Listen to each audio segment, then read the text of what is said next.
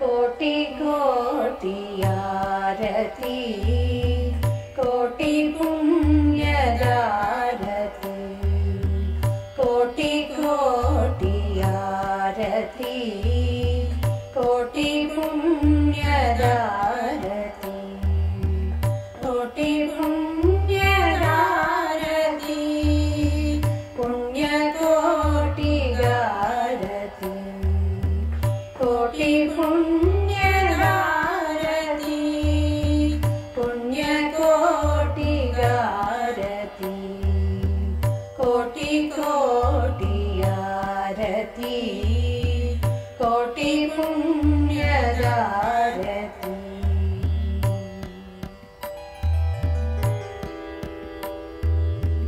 ಗೆಜ್ಜೆ ಗೆಜ್ಜೆ ನಾದದಿಂದ ಕಂಗಳ ತಿಳಿವೊಲವಿನಿಂದ ಗೆಜ್ಜೆ ಗೆಜ್ಜೆ ನಾದದಿಂದ ಕಂಗಳ ತಿಳಿವೊಲವಿನಿಂದ ಸುಮಂಗಲದಾರತಿ ಪುಣ್ಯಕೋಟಿಗಾರತಿ ಸುಮಂಗಲದಾರತಿ ಪುಣ್ಯಕೋಟಿಗಾರತಿ ಕೋಟಿ ಕೋಟಿ ಆರತಿ ಕೋಟಿ ಪುಣ್ಯದಾರತಿ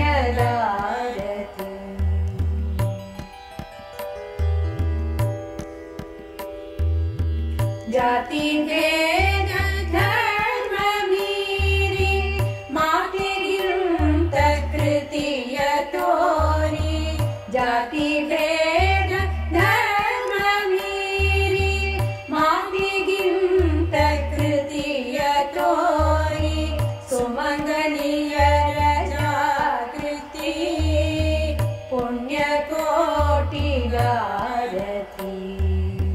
ಸುಮಂಗಲಿಯರ ಜಾಗೃತಿ ಪುಣ್ಯಕೋಟಿಗಾರತಿ ಕೋಟಿ ಕೋಟಿ ಆರತಿ ಕೋಟಿ ಪುಣ್ಯದಾರತಿ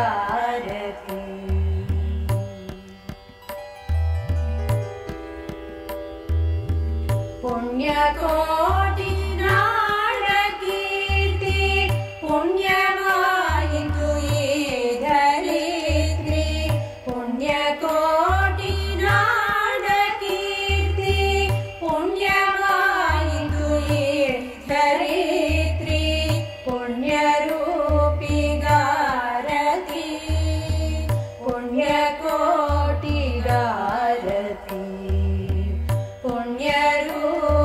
ಪುಣ್ಯರೂಪಿಗಾರತಿ ಪುಣ್ಯಕೋಟಿಗಾರತಿ ಕೋಟಿ ಕೋಟಿ ಆರತಿ ಕೋಟಿ ಪುಣ್ಯದಾರತಿ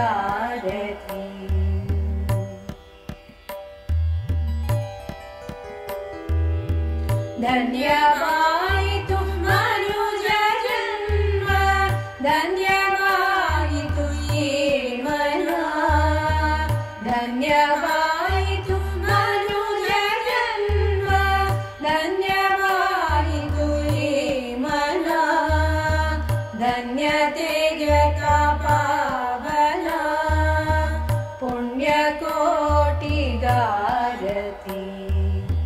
ಧನ್ಯತೆಗೆ ಪಾವನ ಪುಣ್ಯಕೋಟಿಗಾರತಿ ಕೋಟಿ ಕೋಟಿ ಆರತಿ ಕೋಟಿ ಪುಣ್ಯದಾರತಿ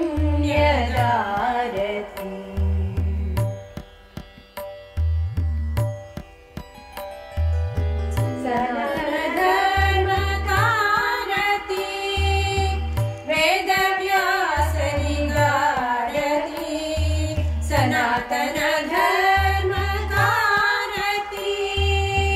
ವೇದವ್ಯಾಸರಿಗಾರತಿ Himalaya ಪರಂಪರೆಗಾರತಿ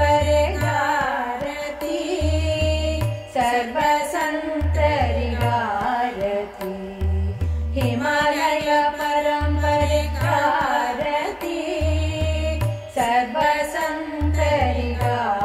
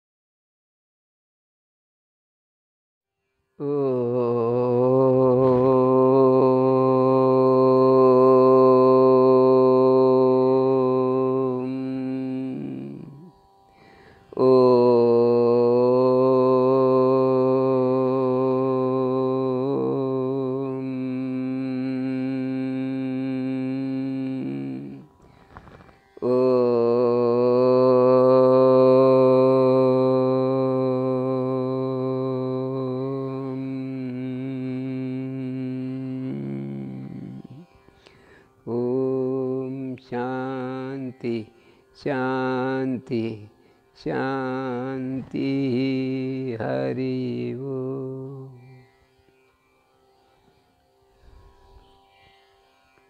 Salutation to all Himalayan saints and my great gurus who have directed me on the path of spirituality. We are starting today's Sachintana program. While coming on the way, some of you asked me a question, what is meant by Pravritti Marg and Nivritti Marg? The wording itself says Pravritti and Nivritti. Pravritti is going on doing Karma Yoga or going on doing the activities, not even Karma Yoga, activities, Pravritti Marga, pertaining to external world, external nature. Whatever work we do in the external world or external nature, it is with selfish motive. How it can be called as spiritual path? That is what the belief of Adi Shankara. Adi Shankara told, Pravritti Marg is Pravritti Marg. It is selfish motivated, so we can never call it a spiritual path. Perhaps it was so during the period of Shankaracharya. But when Vivekananda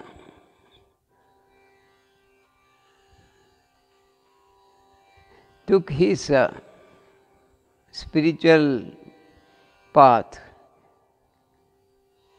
he proceeded with the Pravritti Marg and started Raja Yoga. He said, in Raja Yoga we are doing Pravritti Marga also and Nivritti Marga together. Pravritti Marga like Yogasana, Pranayam, both are external, but taking into it internally, we are converting it into internal orientation, internal way of life. It is possible. So, both Nivritti Marga and Pravritti Marga can be tallied towards spirituality if our mind is directed towards it. For example, in the outside world, I call it is my father and mother, my parents. It is selfish. My father, my mother. Whereas, according to Adi Shankara, it is selfish, it is not a spiritual path.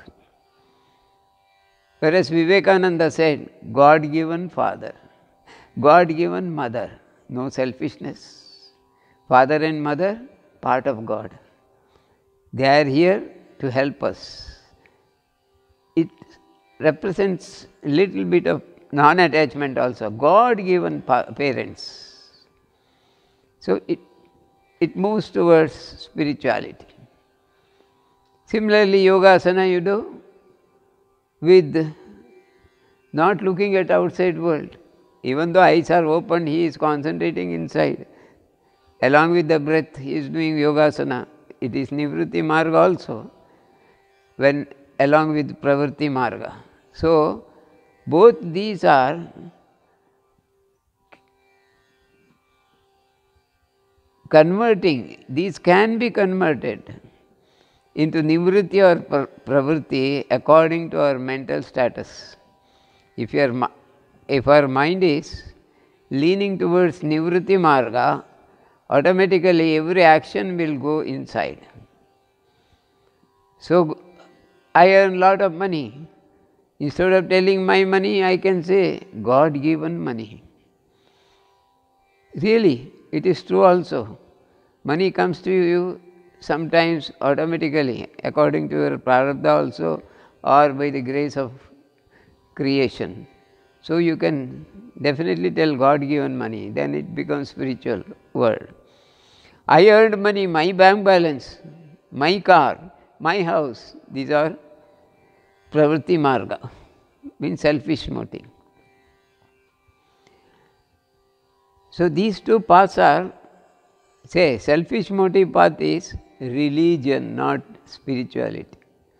Every religion preaches to make money, give donation and encourage religion.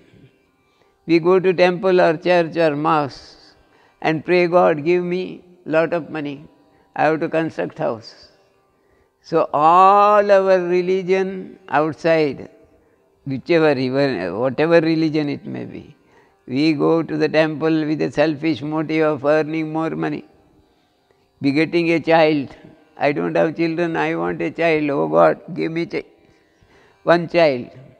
My son has not passed his graduation, please help me. Please bless me with a boon so that he will pass the exam and he will get a good job. And the first salary will be given to you, God. It is a selfish wish, it is not spirituality. Selfish motivated. So it is pravritti marga. Outside. Outside world we are trying to convert spirituality, but it is not spirituality. All religion is pravritti marga. Except to certain extent our Sanatana Dharma, where whatever we do, we internally share it with the creation. First we feel that God given and share it with the God. Without God nothing is possible. That is why in Hinduism, Sanatana Dharma, whatever we do, say grace of God. This marriage has happened, grace of God. I got this child, grace of God. He got a job, grace of God. Where in Sanatana Dharma we have converted pravritti marga also as spiritual path. That is how it can be tallied with Karma Yoga in Bhagavad Gita, where Krishna says, Arjuna, one has to do karma and we have to do karma. Without doing karma, we have no right to live here on this earth, or we cannot enter into spirituality. So Karma Yoga is automatically taught in the nature. You see any fly, smallest creature also doing karma continuously. Without doing karma, there is no life on this earth. Even a crow, it flies and tries to find out its food. It is karma. It won't sit in a corner and simply sleep. No. It is going on moving. All birds are moving through and find out their meals. Try to build up the nest. They do many more things in order to, maybe selfish, but it is also nivritti marga and pravritti marga together. Because it is nature that give a young one is a natural tendency of all animals. They do not know a religion, but still they follow karma marga. A banana plant in its lifetime gives a bunch of bananas only once. It is a pravritti marga. But that banana is not eaten by the same plant. Totally without any selfishness, that banana is eaten by others. This is an example of nivritti marga. Not doing anything or doing anything without selfishness. There is no selfishness in the banana plant. Every bit of banana plant can be used by other animals, especially man. You can use it, the leaves, you can use the entire banana tree to feed the cows and to feed other animals. Totally it is made use of for the best benefit of this nature. Similarly, cows, we feel it is selfish, it gives young one, it gives milk for the sake of young one. Man snatch away the milk from the cow and shows selfish motive in stealing the milk and drinking. If we look at this point, it seems man is selfishness, but we can take in another way also, that man is taking care of cows. They are originated from Goloka. Cows are blessed by Lord Krishna. So Krishna loved cows. So we are embracing as if it is Krishna's cow. And grace of Lord Krishna comes to us. With that feeling, if you embrace, you feed the cow more and do the service to the cow, only part of the milk is used by man and part of the milk fed to the young ones. So both can be seen, nivritti marga and pravritti marga. Whatever we do without selfish motive, then it is become nivritti marga. Need not go inside everything. It is how it is being practiced today. And in the nivritti marga, we totally go inside and search what is there inside. We do not know anything about what is there inside. None of us know. We put a piece of banana inside the mouth. That's all we know. The taste we know. Once it is swallowed, what happens? We don't know. It goes down, down, down into the stomach. In the stomach, so many changes happen in 1.5 hours. It will be digested. While digesting, there are so many digestive juice, gastric juices are being fed to the food that is being taken, and from there it goes to the small intestine. There also it being converted. Who converts it? Who changes it? We do not know. It is not our work. It is not our mental work nor physical work. It is being done. It is being digested. Who digests? Not myself. Or not my body. Then who? I have digested it. Who is digesting? It moves. After 7-8 hours or 10 hours, it becomes waste and goes out. While going out, its shape, smell, everything is changed. Who changed it? We don't know. It is in the nivritti marga, things happen automatically. There somebody is working, we feel. A child asks me, inside us, who is there to do all these things? One young boy asked me, heart beats. Who is promoting the beating of the heart, Guruji? We breathe in and breathe out. We say we breathe in, but it is automatically happening. We never put any pressure for breathing in and breathe out. It is automatically happens. And Guruji, who does this breathing in and breathing out? It's a question. And blood flows throughout the body, even nook and corner.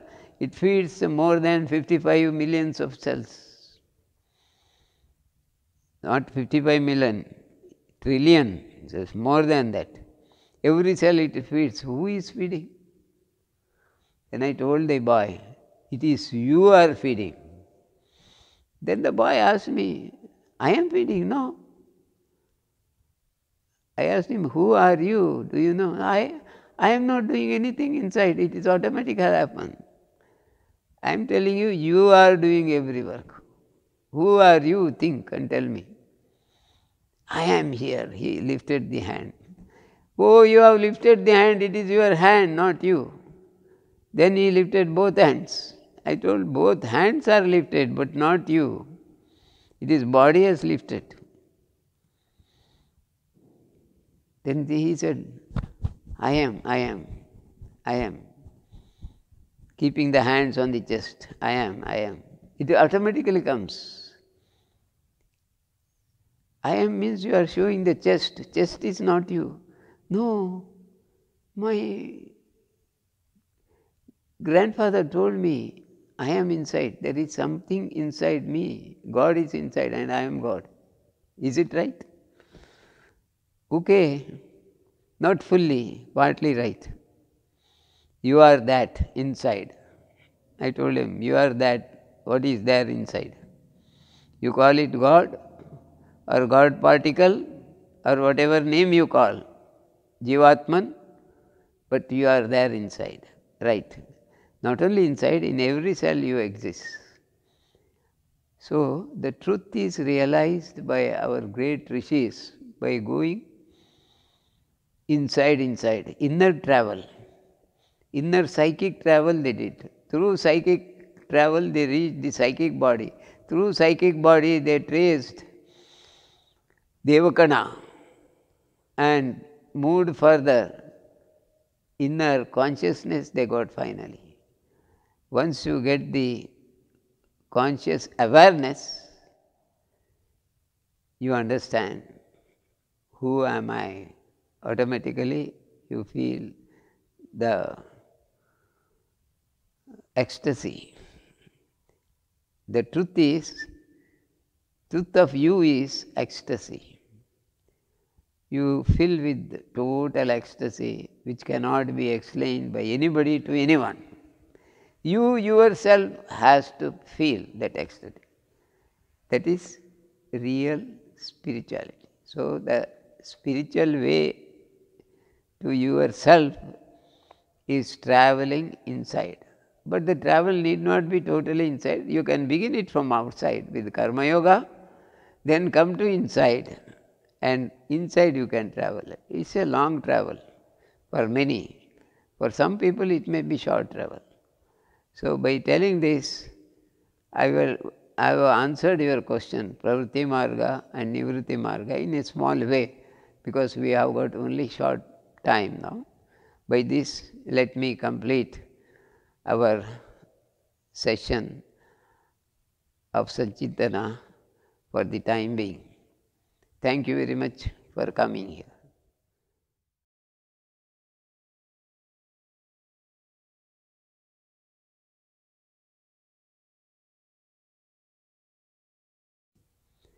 ಇವತ್ತಿನ ಸಚ್ಚಿಂತನ ಕಾರ್ಯಕ್ರಮಕ್ಕೆ ನೀವೆಲ್ಲರೂ ಬಂದಿದ್ದೀರಿ. ನಿಮಗೆ ನಮಸ್ಕಾರ.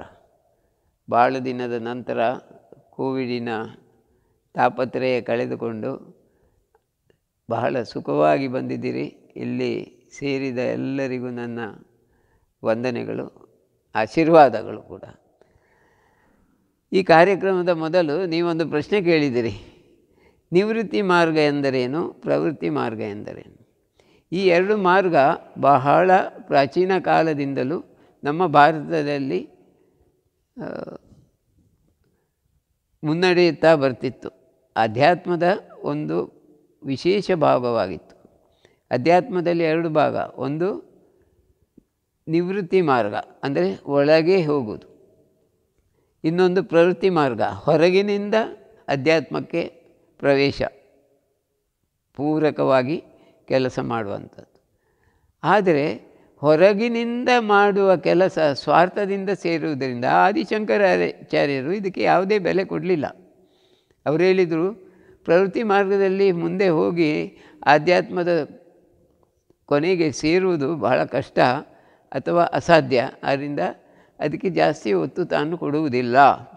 ನಾನು ಅವರು ನಿವೃತ್ತಿ ಮಾರ್ಗದಲ್ಲೇ ಮುಂದೆ ಹೋಗಿ ಜನರಿಗೆ ಅದನ್ನೇ ಬೋಧಿಸಿದರು.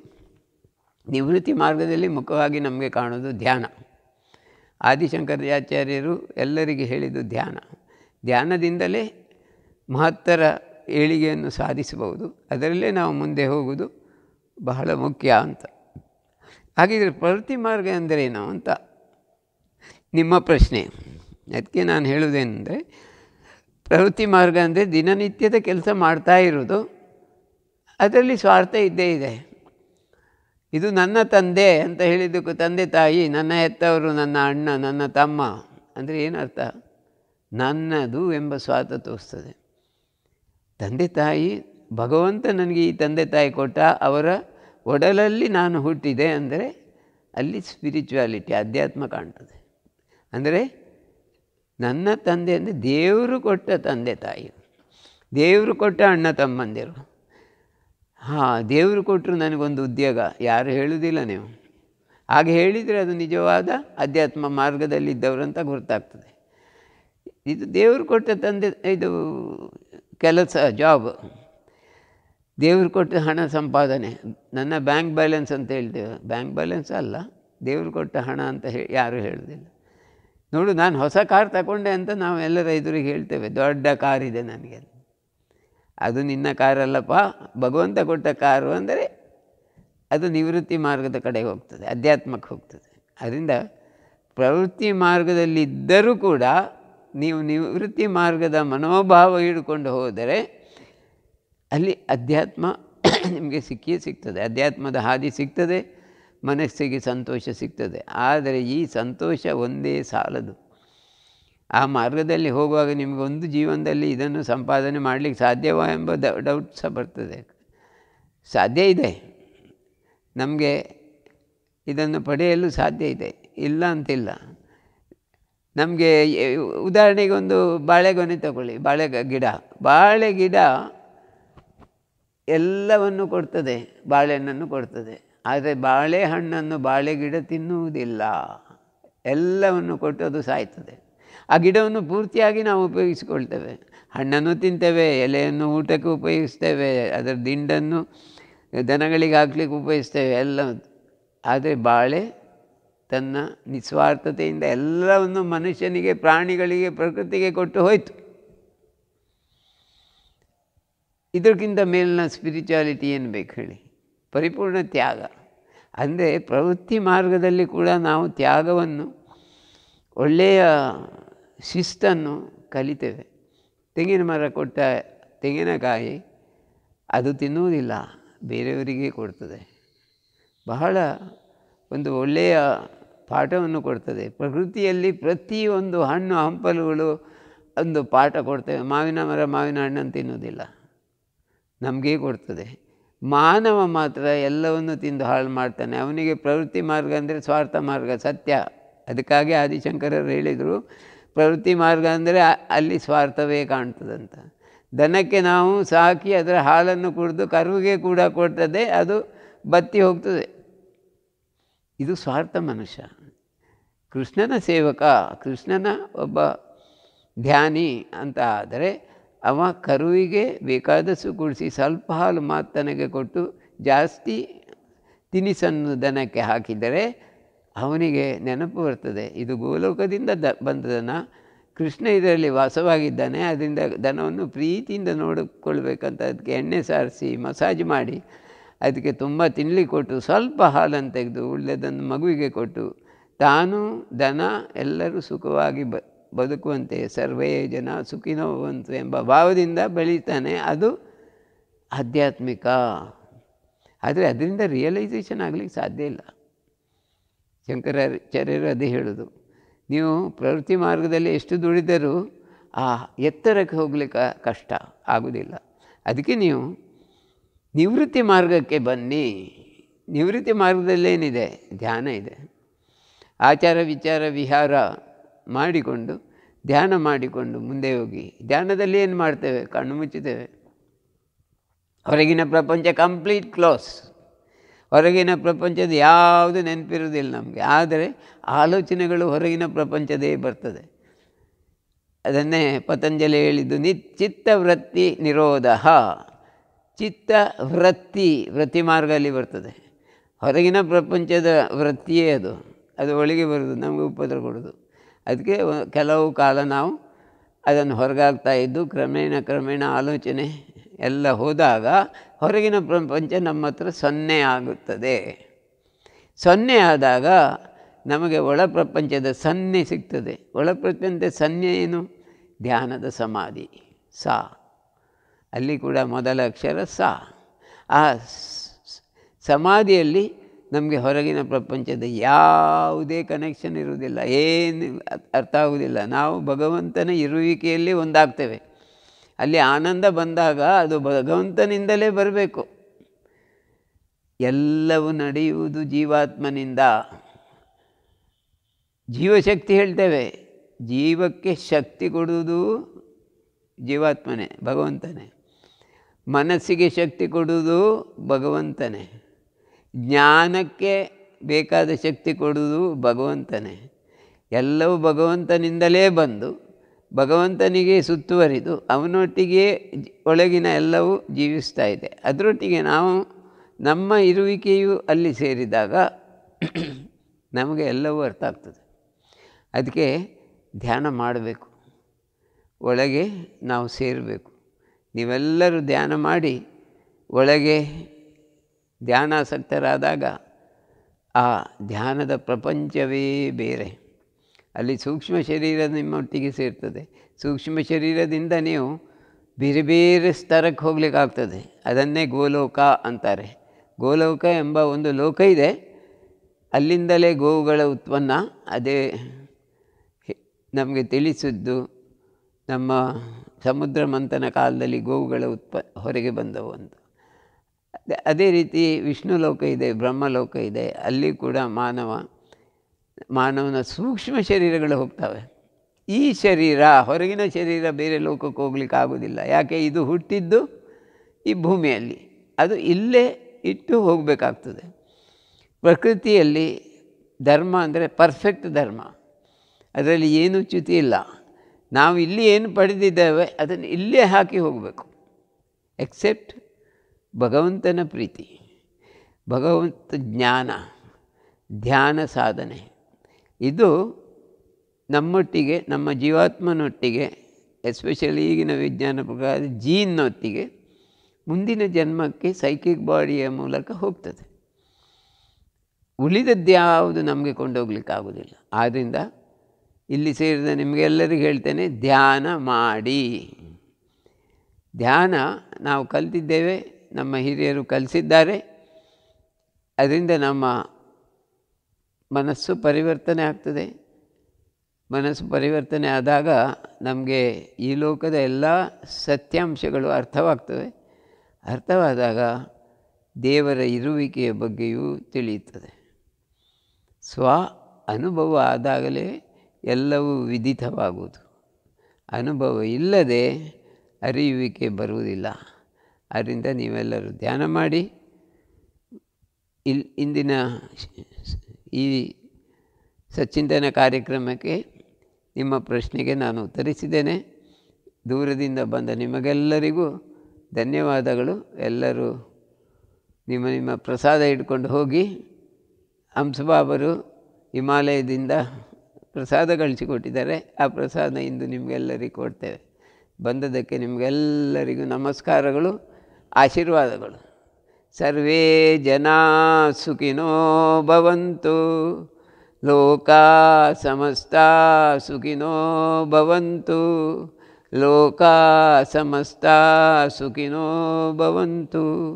ಓಂ ಶಾಂತಿ ಶಾಂತಿ ಶಾಂತಿ. ಹರಿ ಓಂ ತತ್ಸತ್.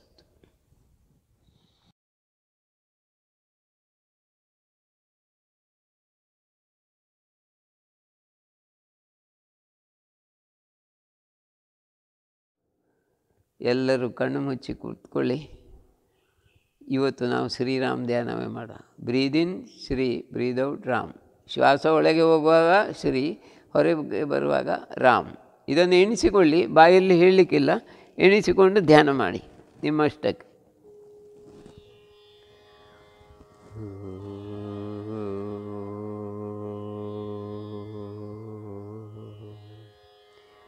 ಶ್ರೀ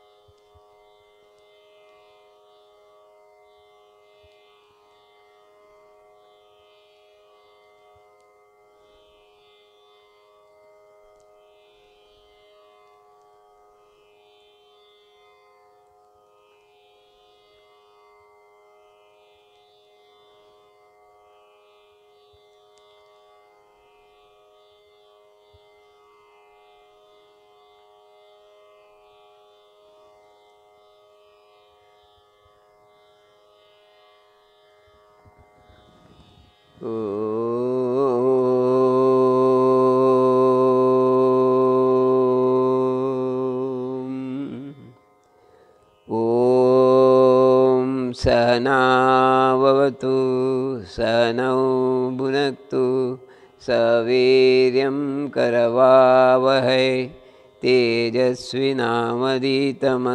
मा विद्विषावहै।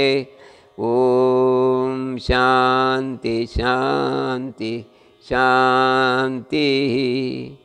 अन्नपूर्णे सदापूर्णे शंकर प्राणवल्लभे ज्ञानवैराग्यसिद्ध्यर्थं भिक्षां देहि च पार्वती।